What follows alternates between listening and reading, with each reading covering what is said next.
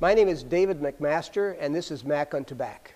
Mac on Tobac is commentary on the toll tobacco is taking on those dependent on nicotine from tobacco products, their families, and the community.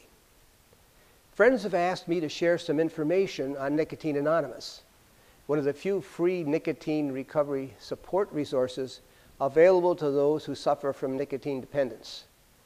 Nicotine Anonymous is a 12-step mutual help support program modeled after the successful Alcoholics Anonymous and Narcotics Anonymous programs for those suffering from alcohol and other drug dependence.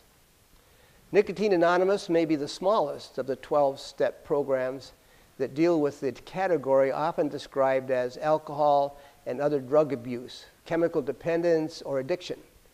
While Alcoholics Anonymous and Narcotics Anonymous have large worldwide organizations or societies, Nicotine Anonymous is much smaller with fewer face-to-face meetings and resources. The internet and telephone conference calls makes Nicotine Anonymous meetings available to most members many times a day.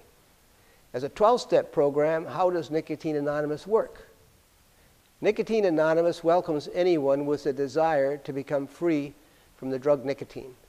Newcomers meet others who are struggling to overcome their dependence on nicotine and tobacco. There's no other requirement to attend meetings, and there is no financial obligation for attendance and participation. Newcomers meet members who are successfully smober, a term used to describe being tobacco-free. They provide evidence that recovery is possible.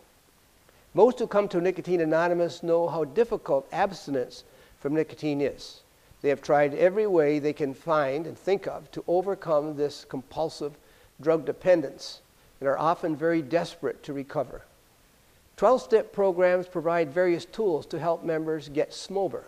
The 12 steps begin with acceptance. Members are powerless over having this substance. They recognize that, this substance dependence disorder. This suggests this chronic substance dependence condition is pathological and does not submit to willpower alone. Members are encouraged to accept the support of others who have this condition and to consider a spiritual solution to recovery. Some believe this is a religious program, but it is not, according to those who are members, even though they may be agnostic or atheists. A power greater than oneself is encouraged. Many members do have religious affiliations they use as their higher power. Others consider the group and the experience of successful Society of Nicotine Anonymous members to be a greater power than their limited personal resources. The other steps suggest a path that can lead to more self-awareness, personal responsibility, and continued abstinence from tobacco and nicotine. The entire Nicotine Anonymous program is suggested and nothing is mandatory. It is a mutual support, that's what it is, as members recover and stay smober together.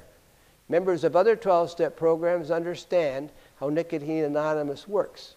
For those unfamiliar with 12-step recovery, it takes a few meetings to determine if this approach is for them. There's no pressure to join. Everything about Nicotine Anonymous is voluntary, and no particular belief systems are advocated. Some members of Nicotine Anonymous are also recovering from cocaine, heroin, and methamphetamine dependence. Often, many of them report for them quitting tobacco was even more difficult. It is usually the first drug experienced and the last to go. Nicotine Anonymous can be contacted by Googling their name, Nicotine Anonymous, for direct access to their website.